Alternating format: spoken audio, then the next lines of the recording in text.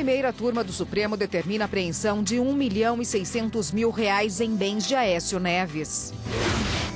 Na segunda turma, ministros negam recurso do ex-deputado federal Luiz Sérgio, do PT, acusado por corrupção. Na parte dispositiva, eu também acompanho o voto do eminente ministro relator, negando o provimento ao presente recurso.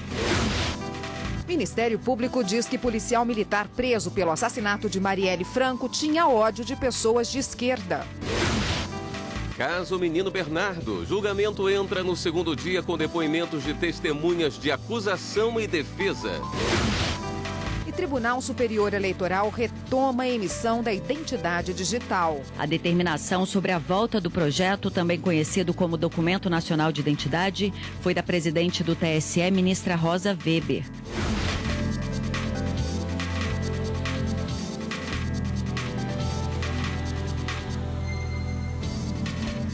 Olá, boa noite. Boa noite para você. Segunda turma do Supremo mantém a aposentadoria compulsória de juízes por negligência em tentativa de golpe bilionário contra o Banco do Brasil. Os ministros também negaram recurso do ex-deputado federal do PT, Luiz Sérgio. O ex-parlamentar foi acusado pelo Ministério Público Federal por corrupção, Caixa 2 e prevaricação. A repórter Carla Lucena acompanhou e ao vivo tem uns detalhes para a gente. Boa noite, Carla.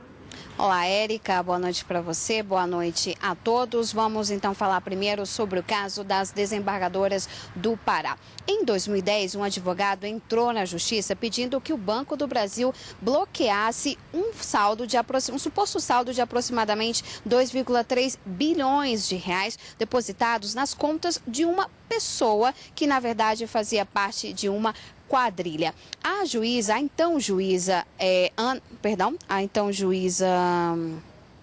Vera Araújo, ela bloqueou este valor. O banco chegou a dizer que isso poderia se tratar de um golpe, mas a juíza, ao longo dos meses, ela não se manifestou formalmente neste caso. Foi então que o banco recorreu à segunda instância e aí então a desembargadora Marneide Trindade, ela também negou o pedido do Banco do Brasil, ignorando inclusive perícias que foram feitas neste caso. O caso então veio parar no Conselho Nacional de Justiça, que em dezembro de 2017 decidiu punir as desembargadoras com a aposentadoria compulsória. Elas então recorreram ao STF. O caso então foi julgado hoje pelos ministros da segunda turma. A única que não votou foi a ministra Carmen Lúcia, porque na época do julgamento do CNJ, ela era presidente tanto do CNJ como do STF. Vamos acompanhar a reportagem. No STF, as defesas de Marneide Trindade e Vera Araújo alegaram injustiça na decisão do CNJ de aposentar compulsoriamente as desembargadoras. Havia um extrato bancário que mostrava que o dinheiro estava em conta. Somente depois veio a ser apurado que era um extrato falso. Mas o extrato lá estava, isso é fato incontroverso. Os fatos que levaram à punição da magistrada, a princípio, foram tão somente aqueles primeiros fatos que não foram objeto da revisão disciplinar. Portanto, a negligência da decisão em si. Tendo sido afastado pelo Conselho Nacional de Justiça, qualquer imputação de fato administrativo que tenha também tipificação penal. Mas o ministro Gilmar Mendes explicou que não há ilegalidade na decisão do Conselho e ainda que o caso não prescreveu. É justamente amparado na conclusão de que as magistradas se olvidaram dos deveres de cautela e prudência, ignorando dados elementares trazidos aos autos que demonstravam claramente a utilização do aparato judiciário para atingir desiderato criminoso, que o CNJ aplicou a penalidade acima, não havendo que se falar, a meu ver, em desproporcionalidade ou desarrazoabilidade. O relator foi acompanhado pelos demais ministros. As condutas aqui referidas, tal como assentou o Conselho Nacional de Justiça, traduzem graves violações aos deveres funcionais da magistratura. Nada obstante, a via estreita do mandado de segurança também não permitiria avançar para o exame dessa ordem de ideias. E não compete ao Supremo Tribunal Federal rever uma decisão de mérito lá tomada, como se pretende através deste mandamos. Ainda na segunda turma foi julgado o recurso do ex-deputado federal Luiz Sérgio. Ele é investigado por suspeita de corrupção passiva, prevaricação e falsidade ideológica eleitoral. crime conhecido como Caixa 2. A defesa pedia intimação prévia e queria acompanhar depoimentos de testemunhas. Apesar de negarem o recurso, os ministros destacaram que os investigados devem ter seus direitos garantidos. O respeito aos valores e aos princípios sobre os quais se estrutura constitucionalmente a organização do Estado Democrático de Direito, esse respeito, longe de comprometer a eficácia das investigações criminais e das persecuções penais, configura fator de irrecusável legitimação de todas as ações lícitas. E também na sessão de hoje da segunda turma, a ministra Carmen Lúcia apresentou uma questão de ordem sobre para onde deve ir o inquérito que investiga o ex-presidente da UTC Engenharia, Ricardo Pessoa. Ele é denunciado neste caso por corrupção ativa e também lavagem de dinheiro. Este caso também envolvia o deputado federal Arthur Lira e o ex-senador Benedito de Lira. Mas contra eles, o STF rejeitou a denúncia. Na sessão de hoje, a ministra Carmen Lúcia votou para que o caso fosse enviado à 13ª Vara Federal de Curitiba por ter envolvimento com processos relacionados à Lava Jato. Mas o ministro Gilmar Mendes pediu vista para analisar melhor este caso. Voltamos ao estúdio. Obrigada, Carla. A primeira turma do STF determinou a apreensão de R$1.600.000 do deputado Aécio Neves, do PSDB de Minas Gerais, e também da irmã dele, Andréia Neves. A medida é para garantir o pagamento de multa caso Aécio Neves seja condenado em ação penal que está em tramitação. A decisão foi por maioria de votos. O relator, ministro Marco Aurélio, analisou que não há indícios de que os bens sejam dissipados. Por isso, negou o pedido feito pela PGR para apreensão. Entendimento que foi seguido pelo ministro Alexandre de Moraes. Mas a maioria da turma, formada pelos ministros Luiz Roberto Barroso, Rosa Weber e Luiz Fux, julgaram que a apreensão judicial de bens é importante para garantir o pagamento de multa, caso o ex-senador e agora deputado Aécio Neves seja condenado em ação penal sobre suposto pedido de propina. Os ministros determinaram a apreensão de R$1.600.000, atendendo parte do pedido feito pela PGR no valor de R$5 milhões. Aécio Neves responde uma ação penal em que é acusado de pedir R$2 milhões para o empresário Joesley Batista, dono da JF, em troca de favores políticos. Esse caso começou a ser julgado no ano passado, mas o julgamento tinha sido suspenso em razão do pedido de vista do ministro Luiz Roberto Barroso.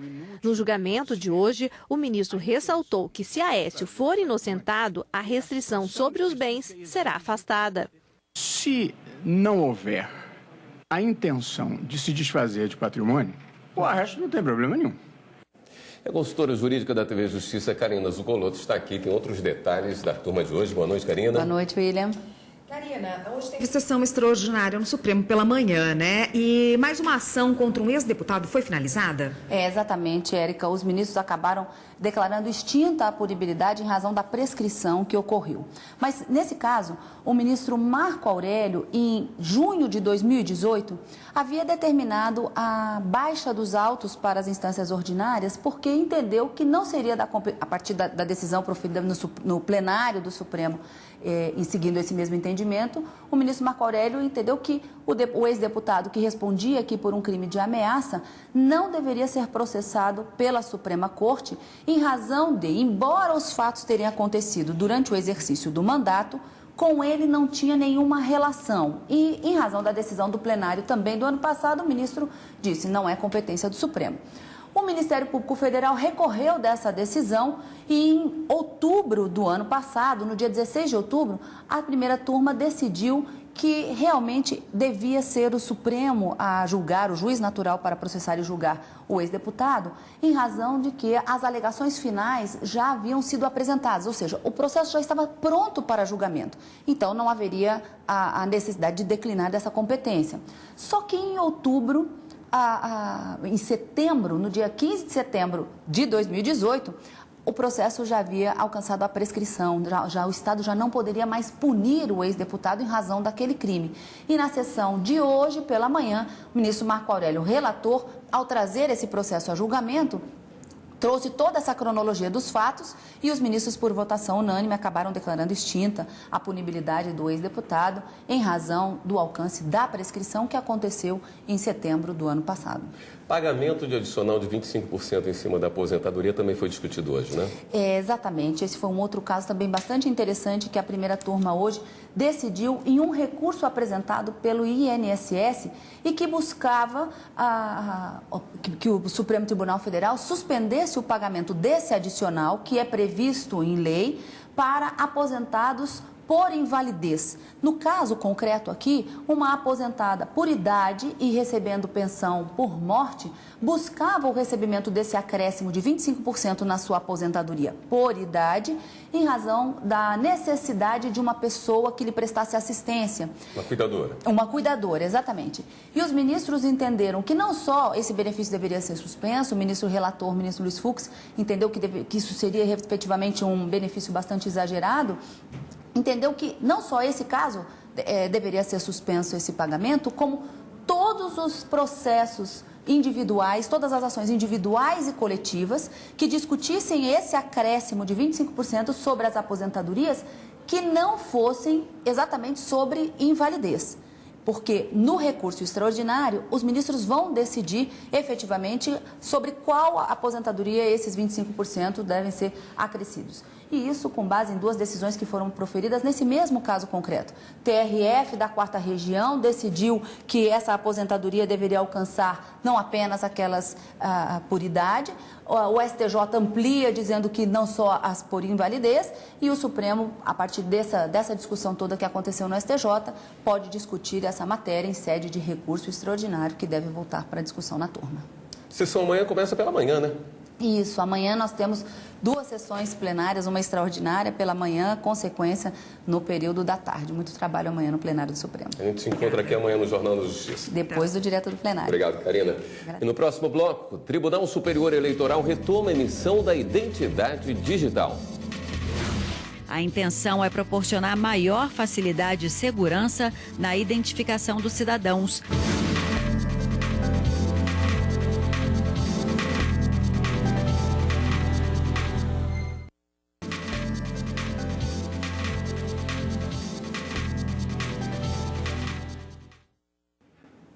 O Ministério Público disse na tarde desta terça-feira, em entrevista, que as investigações apontam que o policial militar preso pelo assassinato de Marielle Franco tinha ódio de pessoas de esquerda. Segundo a promotoria, motivação não inviabiliza um possível mando do crime. As investigações seguem em sigilo. O policial militar reformado Rony Lessa, de 48 anos, foi preso por volta das 4h30 da madrugada de hoje. Segundo a denúncia, foi ele quem atirou em Marielle e no motorista Anderson. O ex-policial militar Elcio Vieira de Queiroz também foi preso na manhã de hoje. Ele é acusado de dirigir o carro com o atirador. Após as prisões, os policiais fizeram uma varredura na casa do possível atirador e lá encontraram armas, facas e detectores de metais. Outros 32 mandados de busca e apreensão contra os denunciados e vários suspeitos de envolvimento também foram cumpridos. Segundo os promotores de combate ao crime organizado, o assassinato foi planejado durante 3 meses. De acordo com as investigações, o atirador teria feito pesquisa dos lugares onde a vereadora frequentava e estudado o tipo de arma para ser usada. No caso, uma submetralhadora. A Caixa Econômica Federal deve pagar indenização por danos morais ao caseiro Francenildo dos Santos Costa por quebra indevida de sigilo bancário. Em 2006, Francenildo ficou conhecido por declarar que o então ministro da Fazenda, Antônio Palocci, havia frequentado a casa onde ele trabalhava em Brasília, junto com lobistas. O caseiro depôs na CPI dos bingos após matéria publicada pela revista Época. O local em que Francenildo trabalhava era utilizado para lobistas discutirem negócios envolvendo o governo federal. O episódio culminou com a queda do ministro da Fazenda, Antônio Palocci, durante o governo de Luiz Inácio Lula da Silva. Após ter a imagem exposta pela revista, o caseiro processou a editora Globo e a Caixa Econômica pela quebra irregular do sigilo bancário dele. A terceira turma determinou que o banco indenize Francenildo em R$400 mil. A editora Globo, também processada pelo caseiro, era recorrente no processo junto com a Caixa. A editora teve o recurso parcialmente provido pela turma, mas não foi condenada a indenizar Francenildo. No segundo dia de julgamento do caso Bernardo, em Três Passos, no Rio Grande do Sul, várias testemunhas foram ouvidas. Uma das vizinhas do casal disse que faltava tudo ao menino. Ela relatou que Bernardo andava mal vestido, passava frio, fome, não tinha material escolar, não tinha uniforme e não recebia atenção. Outras testemunhas também relataram descaso por parte do casal. Ontem, a delegada responsável pelo caso afirmou que as investigações apontavam que os acusados agiram de forma premeditada. Bernardo Boldrini desapareceu no dia 4 de abril de 2014. Ele foi encontrado morto 10 dias depois e enterrado às margens de um riacho. Laudos da perícia apontam que o menino morreu por uma superdosagem de medicamento sedativo. O pai, a madrasta e 2 amigos do casal são acusados. O julgamento começou ontem e deve terminar na sexta-feira. O Superior Tribunal de Justiça manteve decisão que fixou em R$20 mil o valor da causa em processo que pedia reparação de prejuízo de 2 milhões. Uma empresa de pagamentos eletrônicos processou outra, alegando ter sofrido danos extrapatrimoniais em uma sessão de pregão durante procedimento de licitação. A empresa sustentou que deixou de assinar contrato com o ente público devido à conduta da ré no processo e que, com isso, sofreu prejuízos morais. Foi pedida a indenização de R$2 milhões, que seria a quantia correspondente ao contrato não assinado. Em primeira e segunda instâncias, o valor da causa foi fixado em R$20 mil.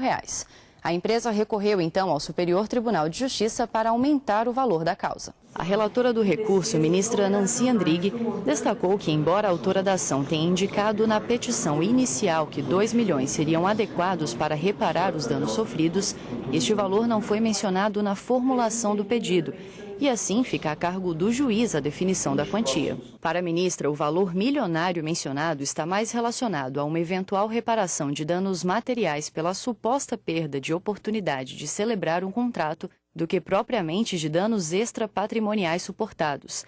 E assim deve-se compreender como um mero reforço argumentativo e não como proveito econômico do pedido de reparação. Por unanimidade, a terceira turma manteve a decisão que havia fixado a indenização em R$20 mil. Uma aposentada conseguiu na Justiça o pagamento de participação nos lucros de uma empresa de telefonia. Um regulamento garantiu a indenização. A aposentada trabalhou 29 anos na empresa de telefonia Oi. Se aposentou em 1995. Na reclamação trabalhista, relatou que a participação nos lucros e resultados da empresa constituía direito adquirido. A ex-empregada disse na Justiça que a empresa pagou a participação nos lucros aos aposentados até a privatização em 2003. Agora ela pede o pagamento relativamente ao período de 2004 a 2011, nas mesmas condições asseguradas aos empregados que estão na ativa. Mas o Tribunal Regional do Trabalho da 9ª Região, no Paraná, entendeu que ela teria direito apenas à integração da parcela, relativa ao tempo em que se aposentou. A aposentada recorreu ao Tribunal Superior do Trabalho. Segundo a relatora da segunda turma, a ministra Delaide Arantes, o pagamento da parcela foi garantido desde o Acordo Coletivo de Trabalho de 1969 até 1991. Na época foi instituído o TRCA, Termo de Relação Contratual Atípica, que estendeu o pagamento da participação nos lucros aos inativos. Ainda de acordo com a ministra, as cláusulas que revoguem ou alterem vantagens concedidas anteriormente só atingirão os trabalhadores admitidos após a revogação ou alteração do regulamento. A decisão foi unânime. O Tribunal Superior Eleitoral retomou a emissão da identidade digital. A iniciativa busca identificar a população com base em dados biométricos. A emissão da identidade digital será retomada. A determinação sobre a volta do projeto, também conhecido como Documento Nacional de Identidade, foi da presidente do TSE, ministra Rosa Weber. O anúncio foi feito após uma reunião com os ministros da Economia, Paulo Guedes, e da Secretaria-Geral da Presidência da República, Floriano Peixoto. A ideia é que nos próximos dias o TSE e o Poder Executivo detalhem as etapas do projeto e o cronograma de repasses à Justiça Eleitoral dos recursos necessários. A identidade digital busca cadastrar os brasileiros em uma única base de dados mantida no TSE. A ferramenta identifica a população pelos dados biométricos, como impressões digitais e fotografias. A intenção é proporcionar maior facilidade e segurança na identificação dos cidadãos e nas relações com o poder público e particulares. E você vai ver no próximo bloco, CNJ e defensores públicos assinam termo para ações no sistema carcerário. Pretende-se com este acordo a expansão e o fortalecimento das audiências de custódia, mas também a qualificação do sistema prisional.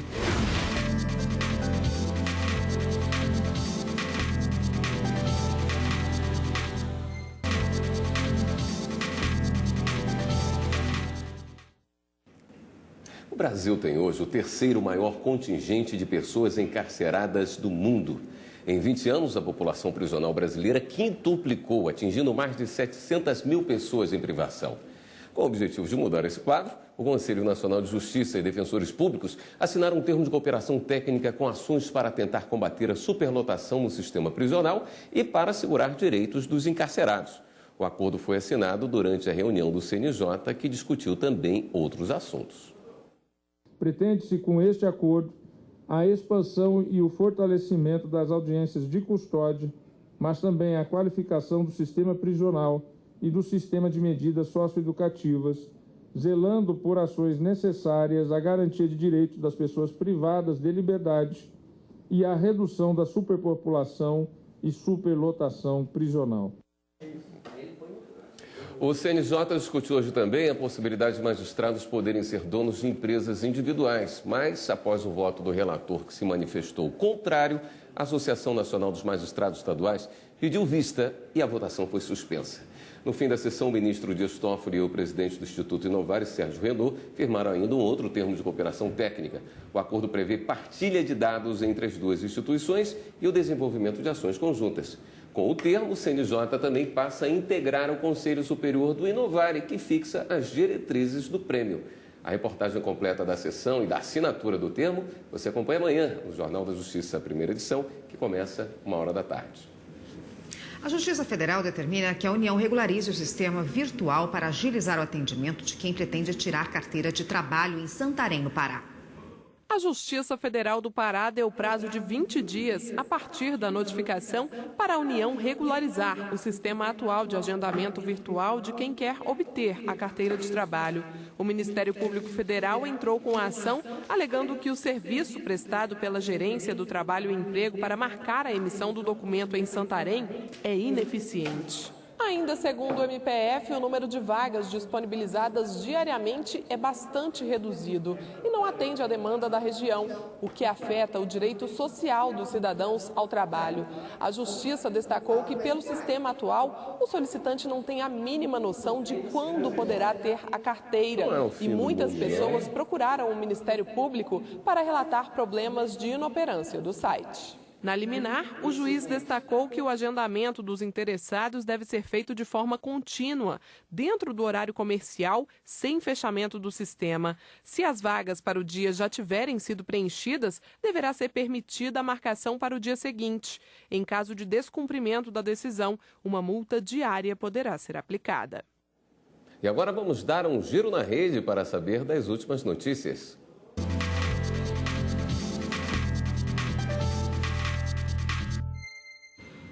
Vamos então à redação do Jornal da Justiça falar com a Fernanda Porto, que é quem tem as novidades de hoje para a gente. Boa noite, Fernanda.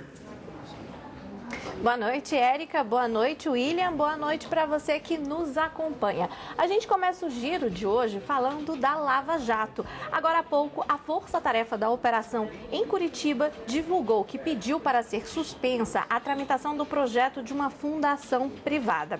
A medida veio depois que várias lideranças políticas e também autoridades do judiciário se manifestaram contra a medida. O fundo seria criado com parte do dinheiro do acordo entre a Petrobras e o Departamento de Justiça dos Estados Unidos para projetos contra a corrupção. Agora, a suspensão do fundo precisa ser aceita pelo juízo que havia homologado o acordo com o pedido. Ainda sobre a Operação Lava Jato, a Força Tarefa anunciou que já denunciou 426 pessoas em 5 anos. A última acusação protocolada foi feita na semana passada.